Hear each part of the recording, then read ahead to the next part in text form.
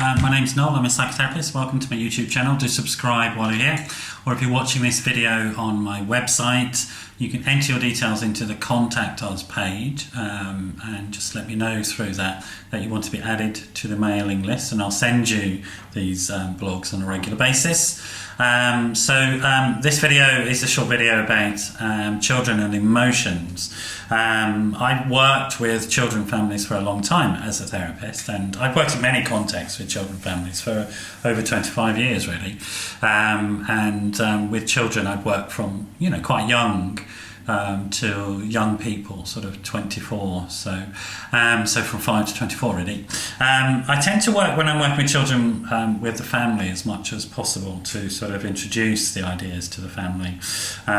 There's particularly with very young children, sort of working with the parents and the siblings is often very helpful. I'm not a great fan of labelling children as the problem, and sort of think more sort of systemically within the family system, as it were. Although some children do have specific issues, such as ADHD, for example. In those situations, I do support the use of medication. Have seen sort of great improvements for children with that specific disorder. And I've worked with a range of children, some with emotional problems, some with mental health problems, etc.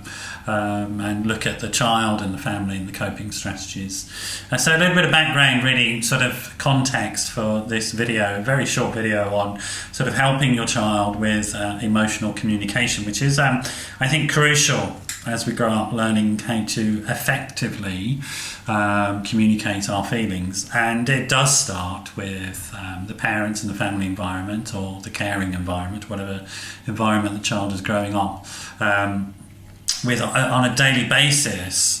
A sort of focus on encouraging the child to sort of name their feelings. So when you see your child you can see that they're having some feelings or emotions, just talking to them and encouraging them to say what they think that emotion is, where is it in the body, and then giving them suggestions or names to label those feelings, such as angry or happy or excited or sad. And those types of interactions really then value with the child their experience and help them apply words and labels to them and connect them to bodily feelings. So emotions and bodily feelings go together. And then with the words, you give them the thought element of that. So doing that on a daily basis is very important. So focusing in on that and noticing it is very important. Being creative with your child around sort of how they might express their feelings. Maybe not just through words, but through arts activities, for example, or through play.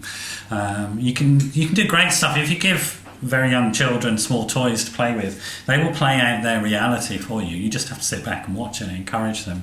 And then again, you can maybe help them by labelling things. If they can't sort of identify what's going on for themselves, often they can place a feeling that they're finding difficult to name into a toy. And you can ask them, well, what does Dolly feel at the moment? And that sort of distancing technique can help the child sort of then think about the feeling that they're experiencing, and you can understand that communication. Or they can play act out. They can go, well, if you can't find the words, show me how Dolly feels. And if Dolly gets up and thumps somebody, you can say, well, do you think Dolly's angry? Or painting is the same thing. So give your child some paints and let them explore with those paints, and sort of what feeling have you got? What colour is your feeling? What colour is the emotion that you have at the moment? Is it red, or is it blue, or is it green? Where is that? Where does it feel in your body, that blueness, that redness, that greenness, etc. Things like giving children coping strategies for difficult feelings is very helpful. It lets them know that the feelings won't overwhelm them. So if they're anxious or afraid, giving them sort of affirmations and self-confidence. So teaching them how to say to themselves, well, I can do this. Also other things like asking for hugs, using a stress ball, encouraging a child to go and talk to somebody that they trust when they're confused and upset about things, say at school, for example. All those things are great ways to help your child and encourage them to sort of manage effectively difficult emotions. And it's not just difficult emotions, it's also, you know, a child can become very, very excited about things, and managing that excitement as well is very important. Sharing it in an appropriate way and sort of not getting in trouble at school because they're overexcited, all that sort of stuff. So it's about teaching your child sort of management, emotional management skills, one of which is talking, one of which is creative play, the other is getting physical contact, finding an appropriate way to share those feelings. Reading books to your children, children's books are a great source of communication with the child.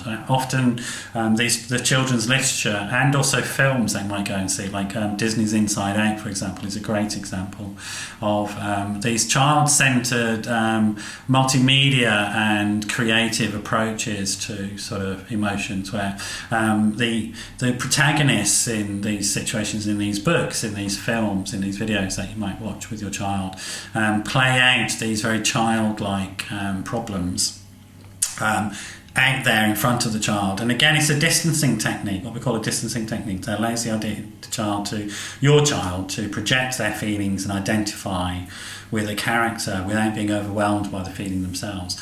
And then you can play out the scenarios and possible solutions with your child. So again, engaging with them on that level and understanding that it's not just merely entertainment, some real stuff, real emotional processing is happening. Thomas the Tank Engine is a great example as well, I think. And I know that you may not know this, but Thomas the Tank Engine faces are used to help teach autistic children what emotional faces are. There's something about that style of that approach that an autistic child can understand feelings within that context. So there's some fascinating stuff like that going on. I hope this has given you some insight into how to work with your child around this. Why is it important? It's with a child in particular, and also with adults who may find it difficult to communicate their feelings. Having uncomfortable feelings that can't be communicated in an appropriate manner will be communicated in an inappropriate manner through behaviour that will get labelled as antisocial or bad. That's it. That's why you want to be doing this sort of stuff. Also, later on in life, a child that has good sort of emotional intelligence and good range of coping skills is less likely to suffer from anxiety, depression, etc. So you're actually investing in the sort of emotional health of your child as they grow into an adult. They're less likely to turn to using substances, for example, to try and manage difficult feelings. If you get them into the habit of turning to people to manage difficult feelings, you're onto a winner there, really. Not isolating and being ashamed of their feelings, but sharing them. It also helps you in terms of your relationship with your child. It really will deepen it.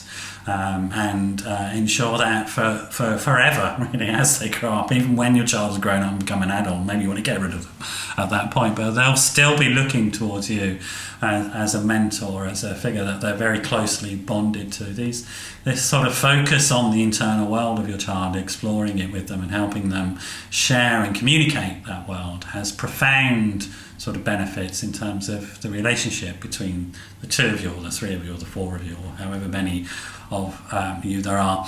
If you're experiencing problems with your child, please do get in touch. I can help. As I say, I've got lots of experience of working with children and families where children have problems or the family has problems. Please do get in touch if I can help. 07506 319 745, info@noelmcdermott.net. All the information to contact me is on the website, or it's on the video itself. Thanks for joining me today. Hope it's been useful, and I hope to see you again another time. Bye bye.